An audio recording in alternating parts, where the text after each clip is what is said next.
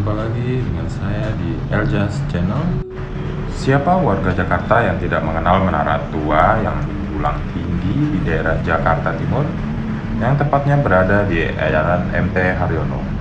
Dengan melihat bentuknya saja, orang sudah dapat langsung mengenali Menara Saidah. Dengan gedung yang berdesain ala Romawi dengan pilar-pilar berukuran besar dan posisinya yang miring, apalagi kalau bukan Menara Saidah.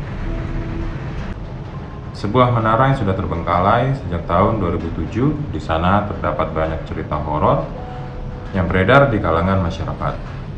Selain itu, banyak juga beberapa orang yang mencoba untuk membuktikan kebenaran dari cerita tersebut, dari yang datang langsung ke lokasi hingga mencoba menerawang maupun merogoh sukmo. Nomor 1, wanita berbaju merah.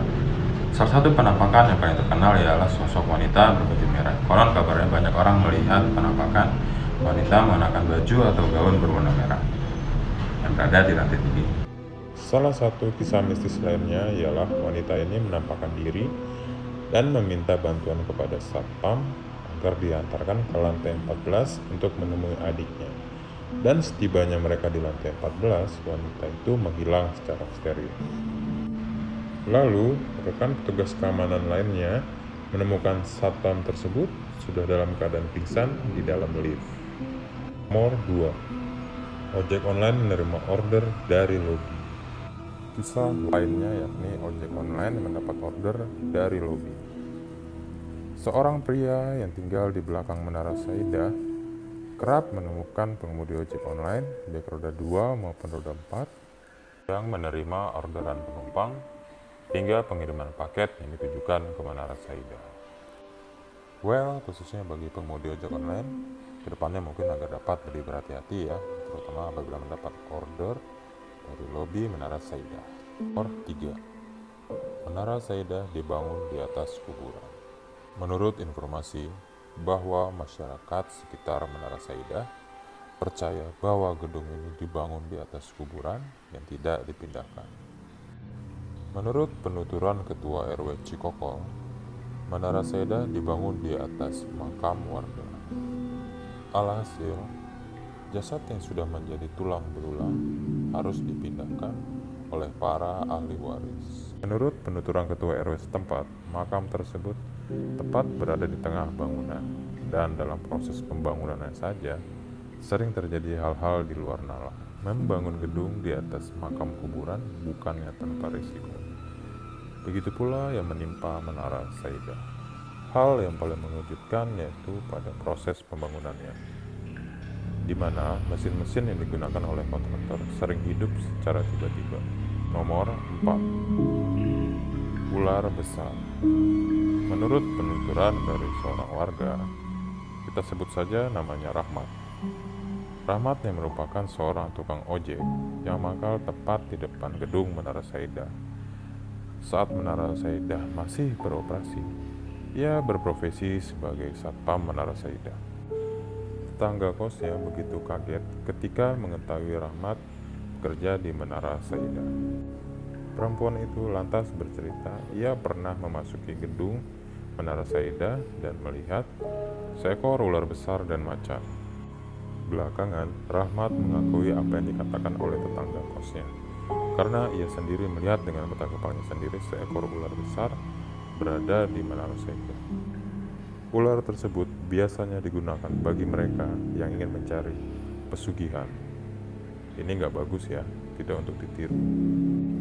Terlebih jika pesugihannya memakan tumbal nyawa.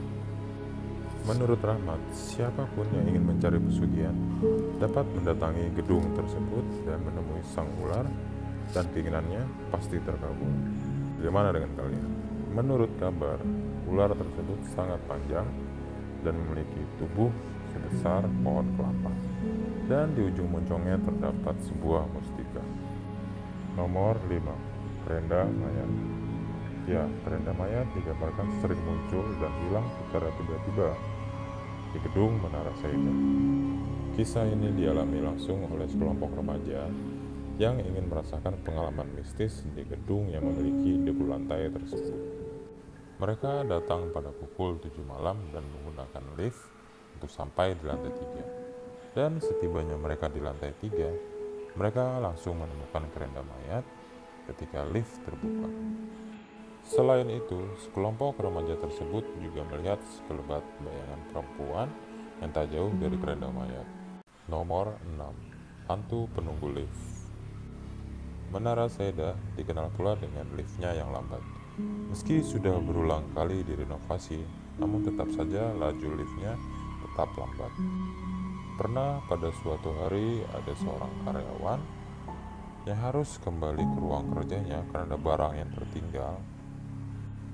Karena sudah gelap dan sepi, akhirnya ia memutuskan untuk turun menggunakan lift agar cepat sampai di bawah.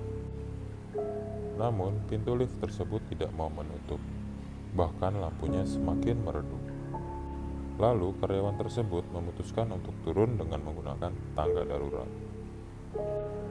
Dan hal yang paling membuatnya ketakutan ialah setiap ia tiba di satu lantai, pintu lift seketika terbuka. Begitu seterusnya hingga ia mencapai lantai bawah. Nomor 7. Setan penunggu Rubana atau basement. Rubana atau basement dari Menara Saida juga tak luput dari gangguan makhluk halus. Konon kabarnya di Rubana atau basement Menara Saida dihuni oleh sosok yang usil. Sosok penunggu Rubana tersebut sering memanggil-manggil dan mengeluarkan suara tangisan, bahkan mencolek tubuh seseorang yang ada di sana. Kalau kalian bakal kaget apa ketakutan. Nomor 8. Kelelawar atau manusia setengah kelelawar yang berada di puncak Menara Saida. Bagi beberapa orang yang dapat melihat makhluk tak kasat mata, ada yang mengatakan bahwa di puncak Menara Saida ditempati oleh penunggu yang merupakan makhluk terkuat di sana. Makhluk tersebut berwujud gargoyle atau kelelawar setengah manusia. Makhluk ini bertengger tepat di atas tulisan Menara Saida. Konon kabarnya, jika ia terkena cahaya bulan, ia akan menjadi lebih aktif dan mengganggu manusia. Demikian cerita seram mengenai tempat paling angker dan berhantu di Jakarta part 1. Kalau kalian sendiri bagaimana? Jika diizinkan untuk masuk ke dalam Menara Saida, berani gak tuh masuk pada saat tengah malam? Atau mungkin salah satu di antara kalian pernah masuk ke dalamnya pada malam hari? Silahkan komen di bawah ini ya. Thank you, bye-bye.